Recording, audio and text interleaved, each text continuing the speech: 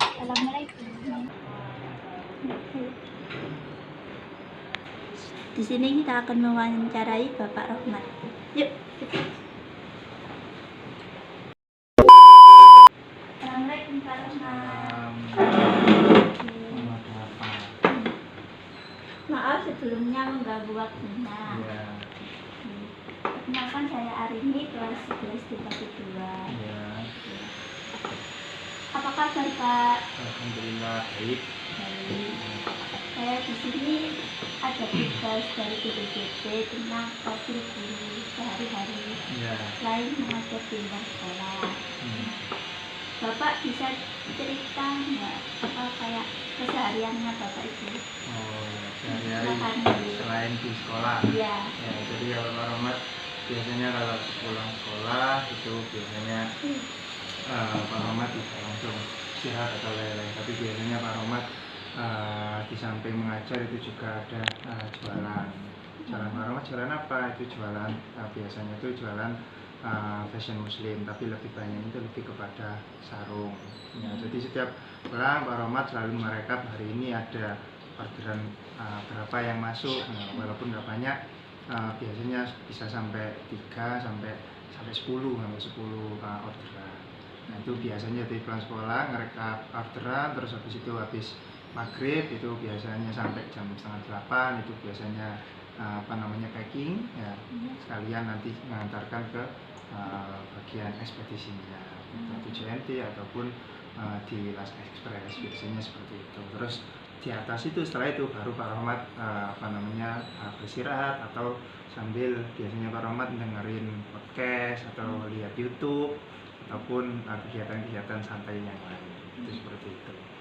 Kalau Bapak kan produksi sarung ya Pak? Bukan produksi, ya lebih apa ya, istilahnya seperti kulak lah, kulak ke orang. Jadi saya berapa banyak Pak biasanya? Apanya? Dalam sehari berapa? Itu tadi sekitar 3 sampai 10, tapi ya rata-rata ya nggak sampai 5 lah sehari. Bapak Rohmat ini kan mengajar di SMK Ibadah. Ya. Boleh nggak cerita sebagai guru apa mengajar di SMK Ibadah? Kalau di SMK Ibadah saya banyak ya istilahnya mengajarkan, cuma fokusnya itu lebih kepada bidang IPA sama bidang aswaja. Di kelas 10 saya mengajar IPA, tapi juga ditambahkan sebagai mengajar guru aswaja di kelas 3. Kalau boleh tahu, Pak Rohmat ini kenapa bisa mengajar aswaja? Ya karena ditunjuk biar mengajar. Saya pulang. Sebetulnya latar belakangnya Pak Rohmat kan di sekolahnya, kuliahnya kan di S1 pendidikan IPA atau dunia, tapi sekarang mengajar IPA.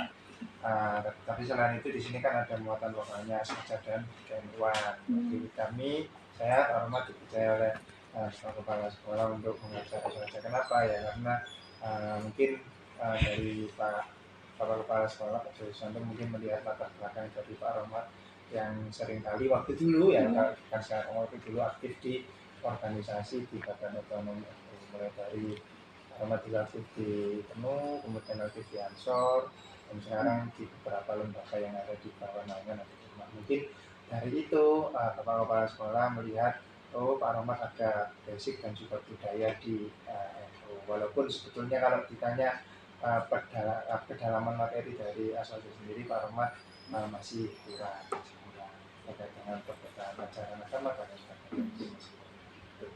Kan Pak Rohmat ini sering berorganisasi. Iya, zaman dahulu ya, sekarang Pak Rohmat sudah. Bagaimana cara agar bisa aktif di organisasi?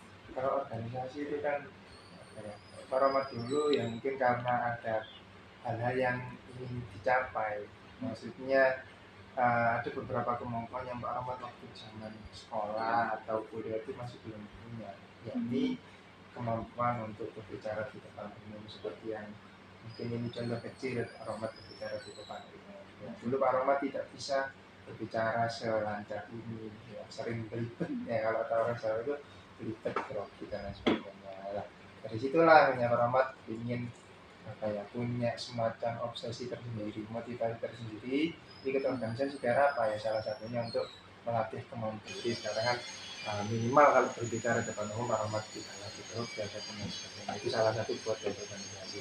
Jadi kalau ditanya kenapa kok Pak Rahmat dulu suka organisasi, karena ada tujuan yang ingin dicapai sama Pak Rahmat selain keterampilan, tapi juga ada yang lain seperti relasi dan sebagainya. Tapi kembali lagi kalau masalah organisasi itu urusan selera. Ya, Jadi kita tidak bisa memaksakan kamu harus aktif organisasi. Memang harusnya itu setiap individu aktif organisasi. Cuman tidak semua orang itu suka. A few moments later. Nah, sebelum pamit, Ya. saya ingin menanyakan pesan-pesan Bapak yang bisa diberikan untuk saya dan teman-teman saya. Oh, pesan. Ya, pesan. Apa ya pesan ya? Waduh, Pak Rahmat tidak pandai merangkai kata ya. Ya, terserah Bapak. Iya, kalau pesannya ya kalau semasa masa muda atau sekarang sampai menjadi pelajar ya jangan takut untuk gagal. Karena kegagalan itu adalah langkah untuk menuju kesuksesan. Tidak ada ceritanya orang itu sukses tanpa mengalami kegagalan sama sekali. Jelas semua orang sukses itu berawal dari orang-orang yang gagal. Tapi kalau jadi orang yang gagal, jangan gagal yang terus-menerus. Ya, tapi dari gagal satu ya harus dievaluasi. Kurangnya apa? Oh, sudah dievaluasi, ternyata ada kegagalan yang lain. Sampai buat entrepreneur atau wirausaha ternyata gagal. Maka ya, oh saya tak coba lagi. Terus ternyata gagal lagi. Terus sampai ingat kata-kata orang tua, orang yang susah itu gagal berulang kali. Dan seperti itu konsepnya. Jadi gagal, dievaluasi. Kalau ada gagal lagi, dievaluasi sampai akhirnya nanti jadi orang sukses. Jadi jangan takut gagal, karena semua orang yang sukses itu berawal dari orang-orang yang awalnya itu memang gagal.